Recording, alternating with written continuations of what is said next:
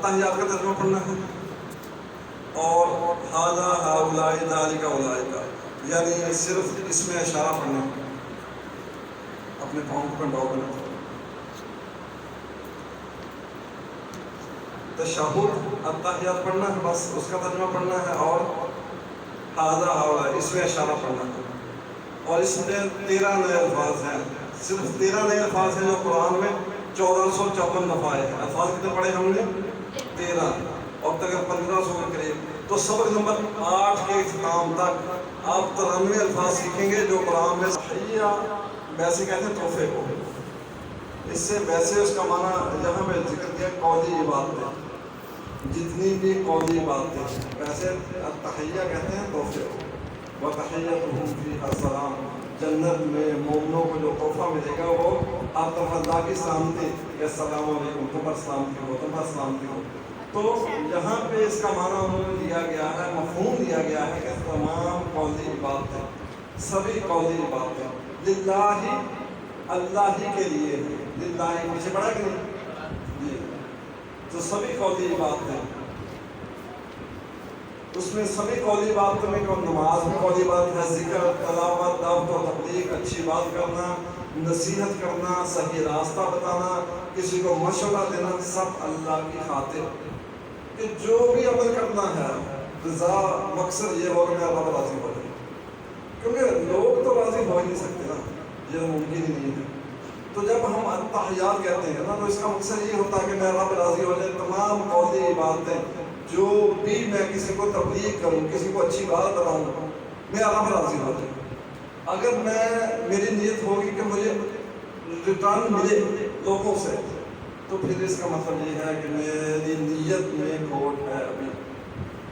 اگر مجھے یہ امید ہے کہ مجھے ریٹرن لوگ اچھا کہیں، لوگ کہیں کہ واہ باتیں تو اچھی کرتا ہے، بڑا، یعنی اگر لوگوں پہ میں امید رکھوں تو پھر اس کا مطلب ہے کہ میرے اخلاص میں ابھی کمی ہے، میرا اخلاص مکمل نہیں ہے۔ تو قولی باتیں، نماز، ذکر، تلاوت، دعوت و تبلیغ، اچھی بات کرنا، نصیحت کرنا، صحیح راستہ بتانا، مشورہ، سب اللہ کی خاطر، جی للہ ہی، اللہ کے لیے ہے۔ جیسے ہم نے کسی پڑھا الحمدللہ، سارے طریقے کا شکر اللہ کے لیے ہے۔ تو تحیات تمام قولی باتیں اللہ کے لیے ہیں۔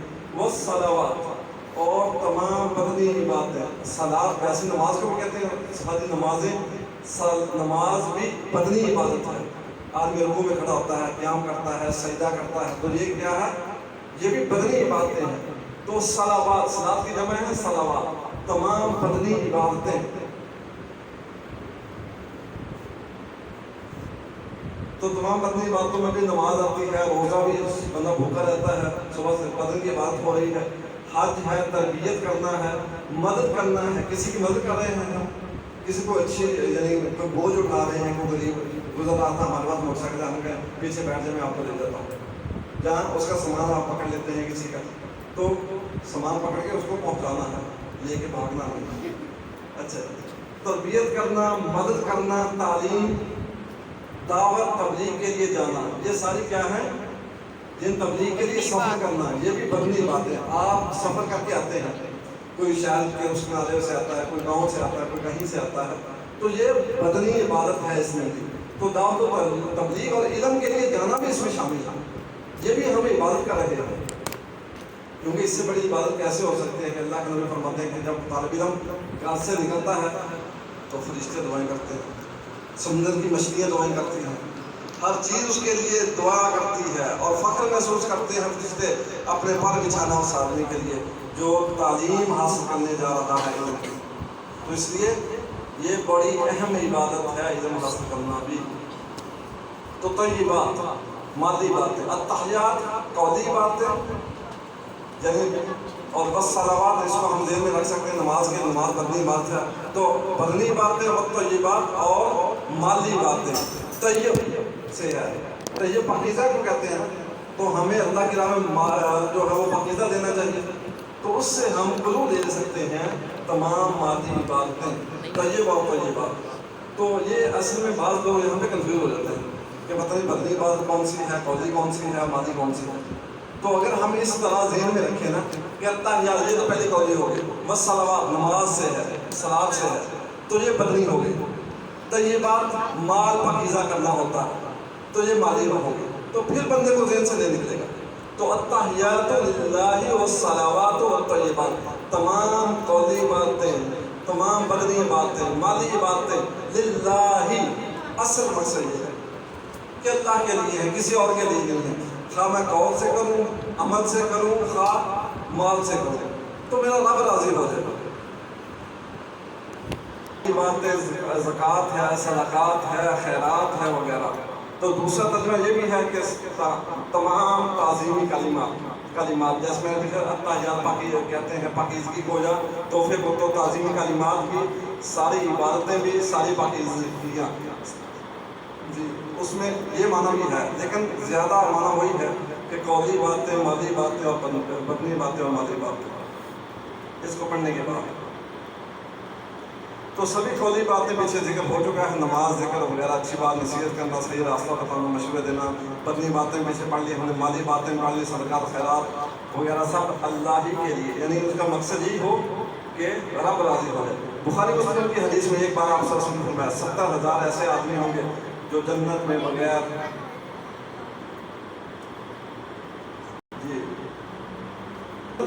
حساب اور کتاب کے داخل ہوں گے. 70,000 ایسے آدمی ہوں گے جو جنت میں بغیر حساب کے داخل ہوں گے.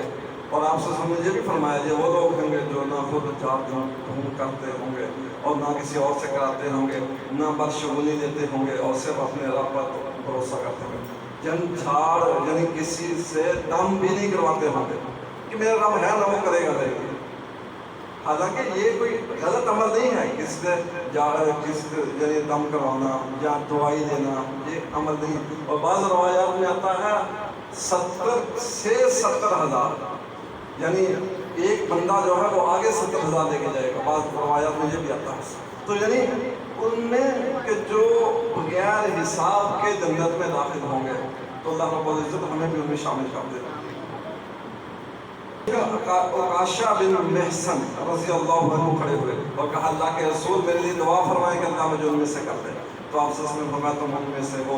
پھر ایک اور صحابی اٹھ کھڑے ہوئے اور انہوں نے کہا میرے لیے بھی یہ دعا فرمائیں اللہ مجھے بھی ان میں سے کر دے. تو آپ سے فرمایا عکاشہ اس میں تو اوپر سب کر دے گیا ہے، سبقہ کا بھی عکاشہ سب کا دے گیا ہے.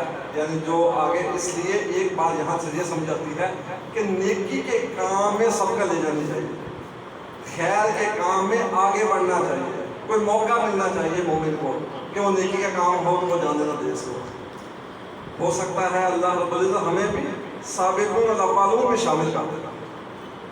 اس میں ہمیں یہ بات سمجھ آتی ہے کہ ہم اچھی بات سنتے ہی جلد ہی دعا کرنی چاہیے کہ اللہ ہمیں اس کو کرنے کی توفیق دے، اور نہ کوئی اور سفر لے جائے گا. تو ہر دعا کے ساتھ گزرے زمانے کا احتساب ہو اور آئندہ کا پلان بھی.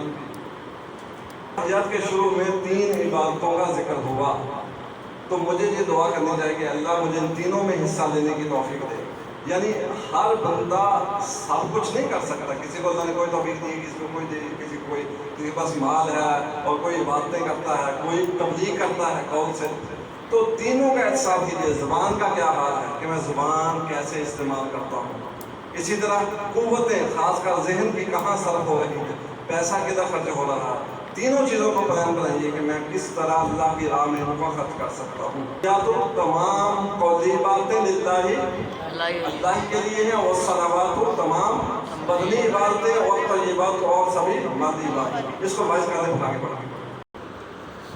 وہ کہتے ہیں کہ میں کسی دین کی مجلس میں بیٹھا ہوتا تو وہ بات مجھے بہت اچھی طرح آتی ہوتی اور اس سے زیادہ تفصیل سے آتی ہوتی، لیکن جب میں سن رہا ہوتا تو اتنے غور سے سنتا جیسے پہلی دفعہ سن رہا تھا. تو یہ بھی مجلس کے آداب ہوتے ہیں کہ آدمی اگر آپ کو آتا بھی ہے نا، تو اگر روایت کرنے کے لیے کہا جائے تو آپ روایت کر لیے گا. اس سے میں خیر ہی خیر ہے. تو یہ نہ کہیں کہ اب آتا ہے تو چپ کر دیں، اس کو روایت کر لیں، اس میں خیر ہے انشاءاللہ. اور بہت سی چیزیں بعض دفعہ ایسے ہوتا ہے کہ پہلی دفعہ وہ چیزیں کلیئر نہیں ہوتی، دوسری دفعہ مزید کلیئر ہو جاتی ہے، تیسری دفعہ مزید کلیئر ہو جاتی ہے.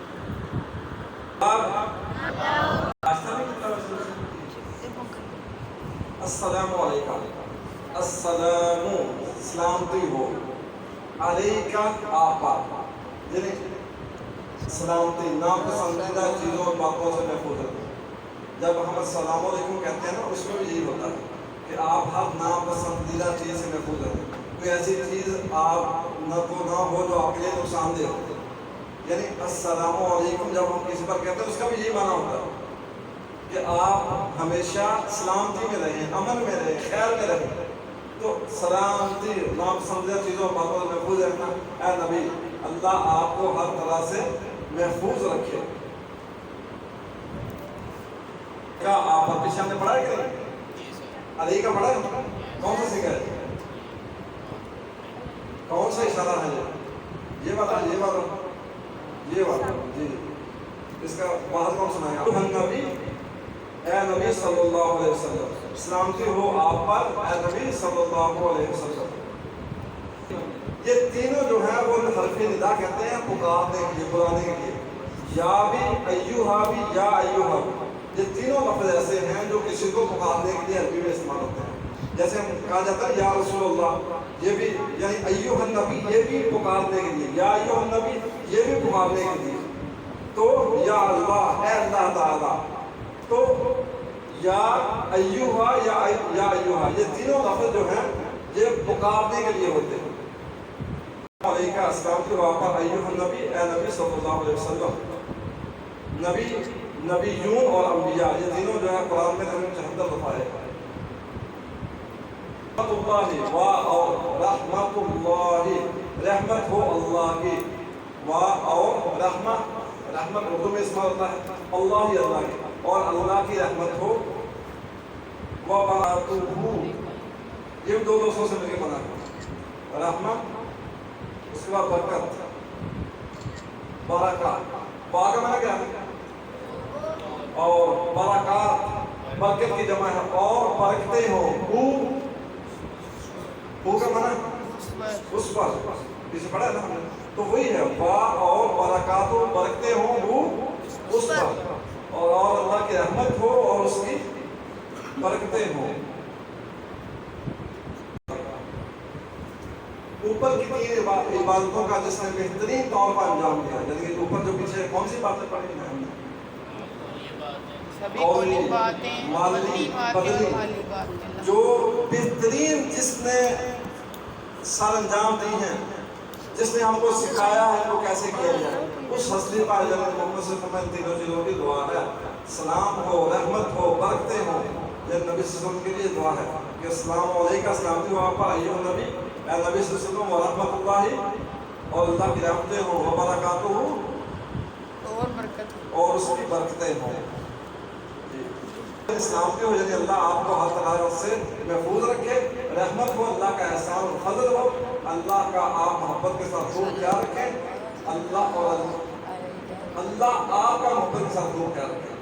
برکتیں ہوں, ہر احسان فضل خیر اور بھلائی میں زیادتی ہوتی رہے. یہ برکت کا معنی یہ ہوتا ہے جب ہم کسی کو السلام علیکم ورحمۃ اللہ وبرکاتہ کہتے ہیں نا, وہ برکت میں یہ السلام علیکم ورحمۃ اللہ وبرکاتہ یہ تینوں چیزیں ہیں کہ یعنی سلامتی ہو تم پر, یعنی اللہ آپ کو ہر طرح سے محفوظ رکھے. رحمت ہو اللہ کا احسان فضل ہو, اللہ آپ کو محبت کے ساتھ آپ کا خیال رکھے. اور برکات ہوں اور برکتیں ہوں, ہر احسان فضل اور خیر بھلائی میں اللہ آپ کو زیادہ دے, یعنی ہر نیکی کے کام اللہ آپ کو کرنے کی توفیق دے. اللہ نے آپ کو مال دیا تو اس میں برکت دے, اولاد دی ہے تو اس میں برکت دے. جو بھی کوئی اچھا کام ہو سکتا ہے اللہ اس میں تمہیں برکت دے. اہم معنی ہیں جب ہم کسی کے لیے دعا کرتے ہیں یا کسی کو کہتے ہیں السلام علیکم ورحمۃ اللہ وبرکاتہ, تو اللہ کے نبی کیا فرماتے ہیں کہ جواب میں کیا کہنا ہے؟ وعلیکم السلام ورحمۃ اللہ وبرکاتہ. السلام علیکم کا مطلب آپ پر ہر قسم کی سلامتی ہو. الف لام سے مراد ہر قسم کی اوصافی سلامتی, یعنی دین و ایمان کی, صحت, مال, خاندان, بزنس, نوکری وغیرہ ہر ایک میں آپ محفوظ رہیں. کوئی عیب, کمی, ناپسندیدہ چیز یا بات نہ سامنے آئے. کیسی زبردست چیز ہے کہ موسٹلی ہم جب فون کرتے ہیں تو کہتے ہیں ہیلو. اگر ہیلو کی بجائے ہم اچھا گڈ مارننگ کے مقابلے میں یہ کہنے کا جو ثواب اور سنت پر عمل کرنے کا ثواب ہے, تو ہیلو کی بجائے السلام علیکم کہنا کتنے عمدہ بات ہے. تو تو السلام علیکہ سلامتی ہو علیکہ آپ پر ایھا النبی اے نبی ورحمۃ اللہ اور اللہ کی رحمت ہو وبرکاتہ اور برکتیں ہو اس کی. اور اس کی برکتیں اس کو وائز کر رہے ہیں پڑھ لیں تاکہ 2-3 دفعہ پڑھ لیں ترتیب تو آئی جاتی ہے وہ ایشو نہیں ہے لیکن پھر بھی کوشش کریں کیونکہ یہ ضروری چیزیں ہیں. نیند تو آپ نے سونا ویسے بھی ہے اگر آپ نے زندگی میں 50 سال گزارنے ہیں تو آدھے تو سو جانا ہے تو چلیں جب 20 گھنٹے نہ سوئیں گے تو کچھ حاصل ہو جائے گا. السلام علینا سلامتی ہو علینا کا معنی کیا ہے ہم پر ہم پر شاہ سے پڑھا تھا دیکھیں آپ خود ترجمہ کر رہے ہیں وا علا پر یہ بھی پیچھے پڑھا ہے عباد عبد کی جمع ہے عباد اللہ اللہ کے بندوں پر اور صالحین اور جو نیک ہیں نیک ہیں پیچھے پڑھا ہے ہم نے ہم صالحون صالحون صالحین پڑھا تھا کبھی صالحون آئے گا کبھی صالحین آئے گا تو یہاں پہ صالحین آیا تو اس پوری لائن میں کوئی نیا لفظ نہیں ہے آپ کے جو پیچھے آپ نے پڑھا نہیں ہے ایسے ہی ہے یہ ابھی آپ نے کتنے کورس کر رہے ہیں 7 گھنٹے پڑھا ہے آپ نے الحمدللہ تو پوری لائن میں کوئی نیا لفظ نہیں ہے آپ کے اور آپ کو لفظوں کی پہچان ہو رہی ہے تو یہ ہے کہ بتائی اس طرح پڑھے تو ہر قسم کے سلامتی پیچھے ہم نے پڑھ لیا ہے السلام علینا ہم پر یہ بھی پیچھے ہم نے پڑھ لیا ہے وعلا اور پر عباد اللہ عبداللہ اور عباد اللہ ایاک نعبد میں ہم نے پڑھا تھا تو الصالحین صالح صالحون اور صالحین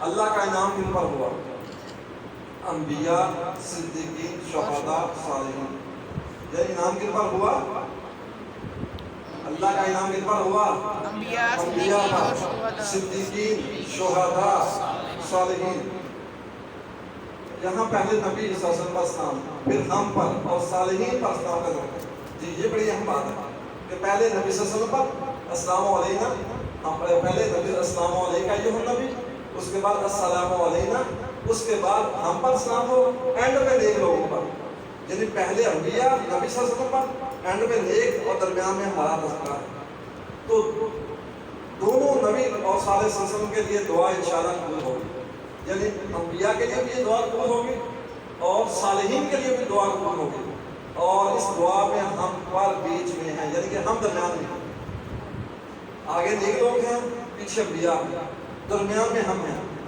تو جب اگلا پچھلا نیک ہوگا ان کی دعا قبول ہو جائے گی تو اللہ تعالیٰ کی رحمت سے امید ہے کہ بیچ والے بھی مقبول ہوں گے انشاءاللہ ان پر بھی اللہ کی رحمتیں نازل ہوں گی اللہ کی سلامتی ہوگی یہ بڑی عمدہ بات ہے سمجھائیے اب کہ شروع میں السلام علیکہ ایھا النبی نبی صلی اللہ علیہ وسلم سلامتی کی بات ہو رہی ہے اس کے بعد ہم پر بات ہو رہی ہے اس کے بعد نیک لوگوں کی بات ہو رہی ہے تو جب پہلے بھی انبیاء ہیں نیک لوگ ہیں اینڈ پہ بھی نیک لوگ ہیں اور درمیان میں ہم ہیں تو انشاءاللہ آگے اور پیچھے نیک لوگوں کی وجہ سے درمیان والے بھی پار ہو جائیں گے ان کا بھی فائدہ ہوگا کیونکہ جب آگے والے بھی مقبول ہیں پیچھے والے بھی مقبول ہیں تو انشاءاللہ درمیان والے بھی اسی لائن میں سے گزر جائیں گے بیٹا کھڑے ہو جاؤ حاصل کرنے کی کوشش بھی کرے گا جیسا کہ صالحین نے کیا اس میں ہمارے لیے یہ پیغام بھی ہے کہ ہم دعا کے ساتھ ساتھ نیک اور صالح بننے کی پوری کوشش کریں اس لیے کہ قرآن میں انعام ملنے والوں کے 4 گروپس میں پہلے انبیاء کا ذکر ہے اور آخر میں صالحین کا اولئک الذین انعم اللہ علیہم من النبیین والصدیقین والشہداء والصالحین قرآن میں ہے نا کہ جن پر اللہ کا انعام ہوا انعم اللہ علیہم کون سے ہیں انبیاء صدیقین شہداء صالحین پہلے نبیوں کا تذکرہ ہے پھر شہداء کا تذکرہ کروڑوں لوگ ہر نماز میں یہ دعا کرتے ہیں کہ اگر ہم ان کو دعا دینا چاہتے ہیں تو ہم کو بھی صالح بننے کی کوشش کرنی چاہیے اے اللہ ہمیں بھی صالحین میں سے بنا دے تاکہ ہم ان کی دعا سے فائدہ اٹھا سکیں آمین اگر ہم چاہتے ہیں کہ جتنے بھی کروڑوں لوگ دعا کر رہے ہیں اور ہر نماز میں کر رہے ہیں کہ اللہ ہم پر سلامتی ہو نیک لوگوں پر سلامتی ہو تو اگر نیک لوگوں پر سلامتی کی دعا لینا چاہتے ہیں تو ہمیں نیک بننا ہوگا اور صالحین کے ساتھ رہنے کا پلان بنائیے تو السلام علینا ترجمہ کیجیے سلامتی ہو ہم پر وعلا اور پر عباد اللہ الصالحین جو نیک ہیں. اشہد ان لا الہ الا اللہ.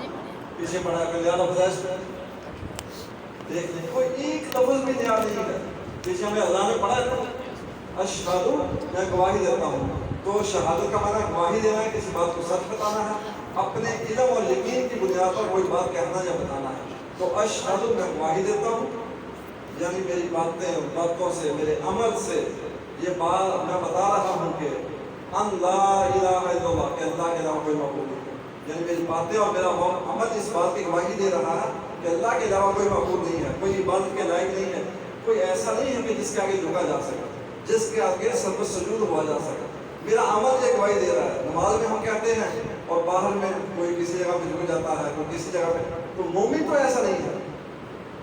مومن نے جب یہی تو مسئلہ ہے, ہمیں نماز کے ترجمے کا نہیں پتا. نماز میں ہم گواہی دیتا کہ اللہ تیرے علاوہ کوئی عبادت کے لائق نہیں, کوئی ایسا نہیں ہے جس کے آگے جھکا جا سکے. عبادت یہی ہے نا, کسی کے سر پر سجود ہونا, رکوع کرنا کسی کے. تو باہر آ کے ہم کسی قبر کے سامنے, کسی شجر کے سامنے, کسی کے سامنے سر پر سجود ہو, تو اس کا مطلب ہے کہ ہم نے نماز کے معنی کو سمجھا نہیں ہے, ہم نے نماز کو سمجھا نہیں ہے. تو مومن جو ہے جب نماز پڑھ لیتا ہے پھر وہ دنیا سے بے نیاز ہو جاتا ہے.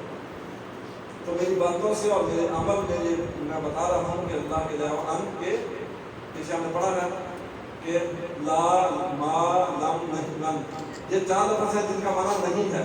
لا نہیں, ما نہیں, لم جو ہے وہ ماضی کے لیے آتا ہے اور لم جو ہے وہ فیوچر کے لیے آتا ہے.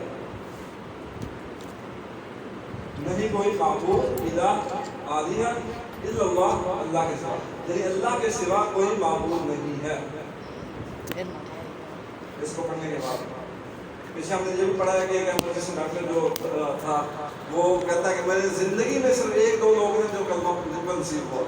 اور اسی طرح ایک بوڑھا آدمی موت کے قریب تھا, تو ڈاکٹر نے اس کے بیٹے سے کہا کہ باپ کے سامنے جا کر کلمہ پڑھنے کے لیے کہا. تو بیٹے نے بار بار پڑھا مگر باپ نے نہیں پڑھا.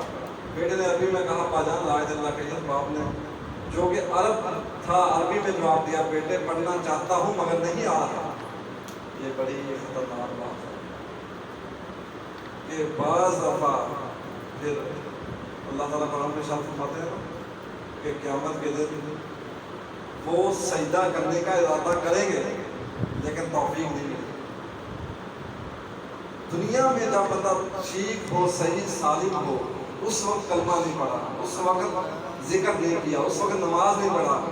جب سب کچھ ختم ہو جائے, موت سامنے آ گئی, تو پھر بندہ کوشش بھی کرے تو پھر ممکن نہیں. تو وہی بات ہے جیسے فرعون جب غرق کے قریب ہو گیا, اس نے کہا کہ میں موسیٰ کے علاقہ ایمان لیا. تو اللہ تعالیٰ فرماتے ہیں اللہ اب کوئی فائدہ نہیں, اب موت کا وقت آ گیا ہے, اب تمہیں یہ ایمان لانا فائدہ نہیں دے گا. تو بیٹھ جاؤ بیٹا, پیچھے جگہ ہے. تو اصل ایمان جب بندے کے اندر طاقت ہو, ہمت ہو, سب کچھ کر سکتا ہو, تو پھر اللہ کے سامنے جھکے, اللہ کتنا خوش ہوں گے. اس لیے قیامت کے دن 4 چیزوں کا سوال ہوگا, ان میں سے ایک جوانی بھی ہے نا. ایک سوال ہوگا کہ ساری زندگی کہاں گزاری, اور ایک سوال کیا ہوگا جوانی کہاں گزاری. جب نوجوان تھے, قوت مضبوط تھی, کچھ کر سکتے تھے, وہ کہاں گزاری. یعنی ساری عمر کا الگ سوال ہوگا اور جوانی کا. اور بڑا خوش قسمت ہے وہ نوجوان جس کو اللہ نے توفیق دیتا ہے کہ وہ جوانی میں عبادت کرتا ہے, اللہ کے سامنے جھکتا ہے, نمازیں پڑھتا ہے, اللہ کا ذکر کرتا ہے. یہ بڑی خوش قسمتی ہے. اسی لیے تو وہ کہتے ہیں نا کہ جوانی میں توبہ کرنا وہ فارسی کا مقولہ ہے, انبیاء کا شعار ہے. یہ کوئی چھوٹی بات نہیں ہے. آپ دیکھتے ہیں کہ آپ جیسے نوجوان باہر گلیوں میں کھیل رہے ہیں, موبائل پہ لگے ہوئے ہیں, سب کچھ کر رہے ہیں, اور اللہ کا آپ پر خاص کرم ہے کہ آپ دین کی تعلیم حاصل کریں. یہ کوئی معمولی بات نہیں ہے, یہ اللہ نے خاص کرم کیا ہے آپ پر کہ اللہ نے آپ کو توفیق دی ہے کہ آپ اس پیاری مجلس میں بیٹھے ہوئے ہیں. اگرچہ سو رہے ہیں لیکن یہاں پہ سونا بھی کوئی کم خیال نہیں ہے. اس جگہ پہ سونا بھی کوئی کم خیال نہیں ہے. وہ حدیث میں کیا آتا ہے کہ ایک آدمی جو ہے وہ مجلس میں آیا, فرشتوں نے ڈانپا ہوا تھا مجلس کو, اور وہ آیا کہ مجلس ختم ہوتی ہے نا, تو میں جا کے اس بندے کو سے کام ہے اس کو ملتا ہوں. تو دیکھا کہ مجلس ہو رہی وہ بیٹھ گیا. تو فرشتے چلے گئے, فرشتوں سے اللہ تعالیٰ نے پوچھا کیا دیکھا ہے؟ کہا یا رسول اللہ تعالیٰ ایسے مجلس تھی, بڑے پیارے لوگ دین کی باتیں ہو رہی تھیں. ہاں ایک بندہ تھا وہ نا کسی اور مقصد کے لیے آیا تھا. تو اللہ تعالیٰ کیا فرماتے ہیں کہ ان کو تو میں نے معاف کر ہی دیا جو وہاں پہ بیٹھے ہوئے ہیں. جو یہاں پہ اس مجلس میں آیا ہے کسی اور مقصد کے لیے, اللہ نے اس کو بھی معاف کر دیا. تو یہ مجلس دین کی مجلس کوئی معمولی مجلس نہیں ہے, اور دین اللہ کا گھر کوئی معمولی گھر نہیں ہے. اس لیے ایک حدیث میں یہ بھی آتا ہے کہ جو بندہ اللہ کے گھر میں بیٹھتا ہے, بیٹھنے کی بات ہوئی ہے, ذکر کی بات نہیں ہوئی. یعنی بیٹھ اس کے بڑا مقام ہے جو صرف اللہ کے گھر میں بیٹھنے جاتا ہے, کوئی منہ سے کلمات نہیں کرتا. تو اس لیے یہ مجلس ایسی ہے جہاں پہ کوئی بھی بندہ نیک نیت سے بیٹھے, اور آپ تو آئے ہی صرف دین سیکھنے کے لیے ہیں. سونا تو اضافی چیز ہے. میرا خیال آپ نیند اڑ گئی ہوگی اگر تھوڑی بہت ہو. اب کیا ہو رہی تھی کہ یہ اللہ کی توفیق کے بغیر ممکن نہیں ہے, اور خوش قسمت ہے نوجوان جس کو اللہ نے توفیق دیتا ہے. ہماری بھی ایک نماز تو آخری نماز ہو, پتہ نہیں کون سی ہو, تو یہ نماز کے اندر آخری بار کلمہ شہادت کا اعلان ہے.